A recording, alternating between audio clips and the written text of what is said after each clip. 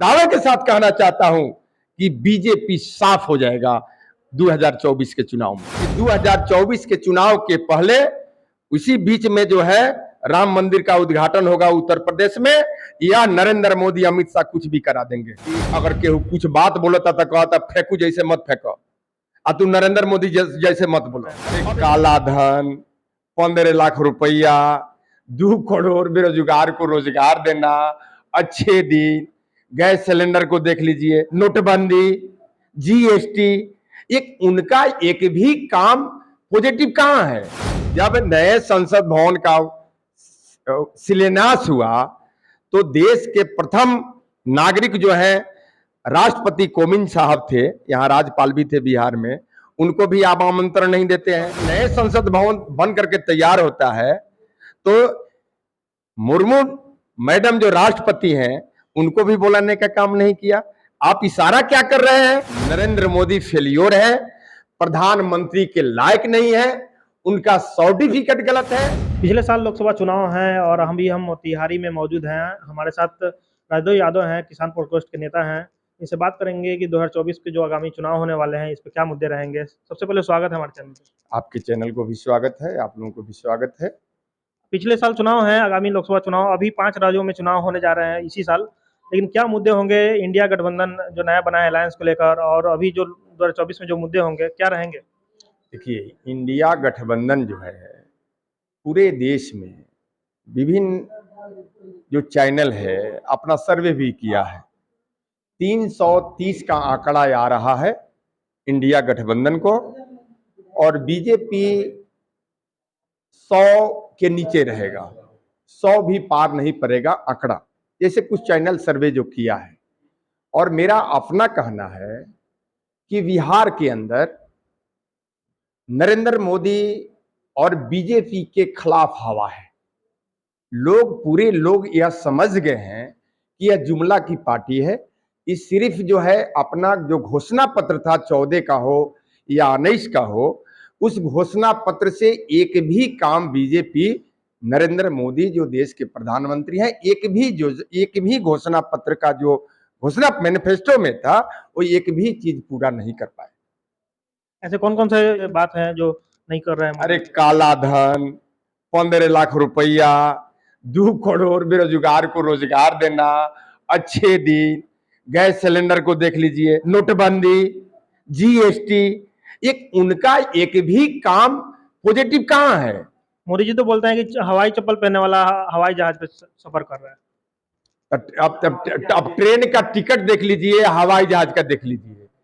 माने लालू यादव जब रेल मंत्री हुए, मनमोहन सिंह प्रधानमंत्री हुए, तो एक गरीब रथ चला था मोतिहारी से दिल्ली के लिए, और इसी मोतिहारी बापू धाम स्टेशन से महुआ डी जो चला था बनारस, यहाँ के लोग जाता था, उसको जो है हमारे स्थानीय सांसद जो है गरीब रथ को चलवा दिए मुजफ्फरपुर से।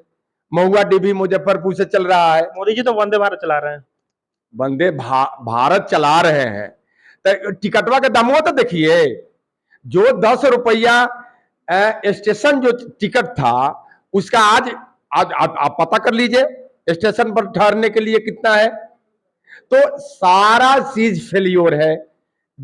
आपका जो है जो मुद्रास्फीति है वो माइनस में चला गया। कोई काम देश के अंदर जो उनका जो था अच्छे दिन कहीं से दिखाई नहीं दे रहा है। अभी हाल ही में 2000 का नोट भी मतलब सुनने में आ रहा है कि बंद हो गया है, इस पे क्या कहेंगे? तो कुछ कर देंगे ना, उनको किसी से राय लेना है। इस देश के अंदर 2 ही मंत्री का, एगो प्रधानमंत्री नरेंद्र मोदी और एगो गृह मंत्री अमित शाह, 2 ही मंत्री को ही जानता है। किसी से पूछ लीजिए, किसी शिक्षा मंत्री, किसी का काम है। एक नितिन गडकरी है परिवहन मंत्री, उनका कल हम लोग देख रहे थे कि क्या बयान दिए वो।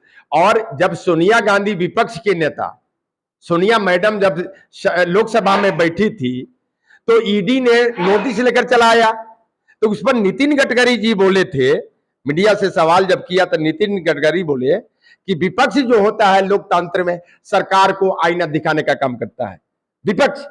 उस पर नितिन गडकरी जी का कुछ विभाग था वो नरेंद्र मोदी छीन लिया। नरेंद्र मोदी फेलियोर है, प्रधानमंत्री के लायक नहीं है, उनका सर्टिफिकेट गलत है।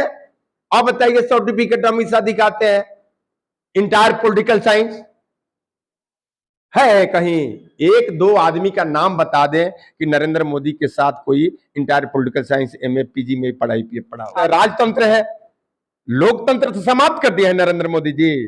तो हम लोग जेल में जाने के लिए हम लोग तैयार है। हम उस वंश के हैं जो जेल में हम लोग रहते हैं।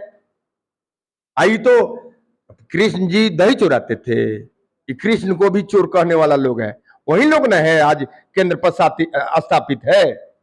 आप अमित शाह का बात कर रहे थे, उनके बेटा जय शाह बीसीसीआई के अध्यक्ष हैं और बोल रहे हैं कि जब से हम आए हैं तब से देश में जो खेल का काफी बड़ा है लोकप्रियता। सब कुछ फेलियोर है, कुछ नहीं। खेल खेलता है हमारा खिलाड़ी, खेल अमित शाह खेलते हैं चाहे जैसा खेलते हैं।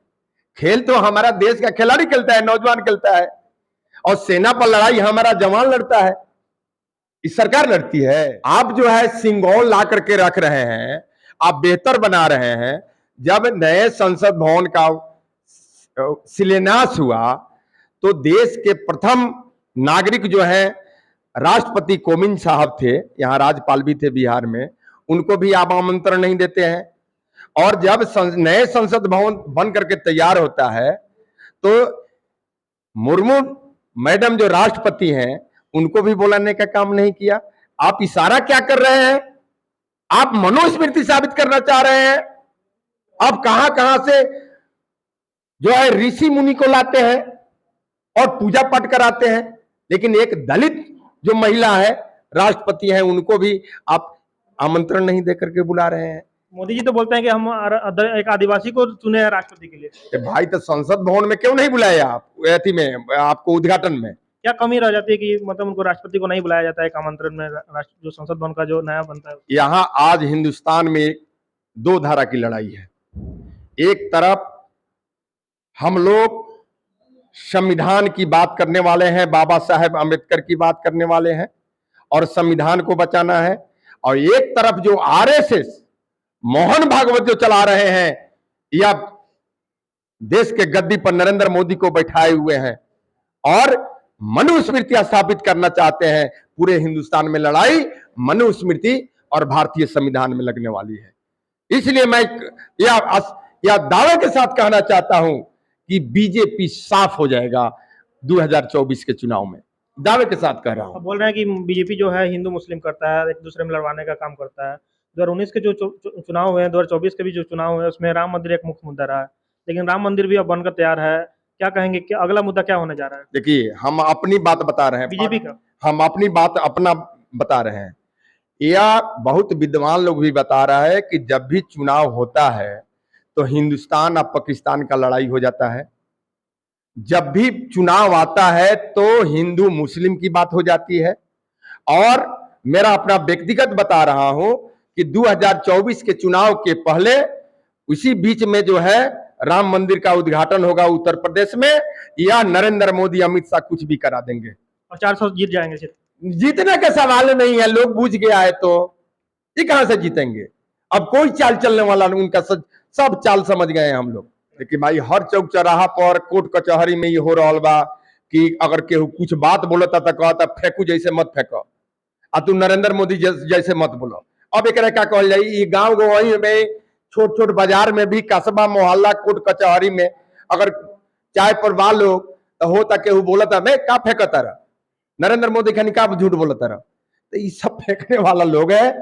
अब हिंदुस्तान का नौजवान, विशेष करके नौजवान इस समझ गया है कि बीजेपी और नरेंद्र मोदी के झांसा में आने वाला है लोग नहीं है, उनको सफाया होना है। जाते जाते एक अंत में सवाल करेंगे, जो INDIA जो गठबंधन बना है, अलायंस बना है, उसमें क्या चेहरे होंगे? जैसे अरविंद केजरीवाल हैं एक तरफ राहुल गांधी हैं, एक तरफ नीतीश कुमार हैं जो इसके सूत्रधार हैं बोले जाते हैं INDIA के। क्या होगा विपक्ष का चेहरा? कि 27 पार्टी का इंडिया गठबंधन बना है और लोकतांत्रिक व्यवस्था से हम लोग चुनाव लड़ेंगे 24 का, सांसद जीत करके आएंगे, दिल्ली में बैठक होगी, सभी 27 पार्टी के लोग बैठेंगे और वहां बैठक में तय होगा कि देश का प्रधानमंत्री कौन होगा।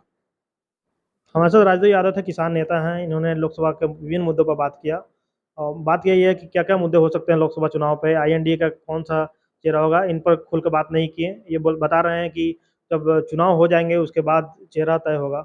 आप यूट्यूब पे देख रहे हैं वीडियो तो सब्सक्राइब करें और फेसबुक पे देख रहे हैं तो फॉलो करें। बहुत-बहुत शुक्रिया।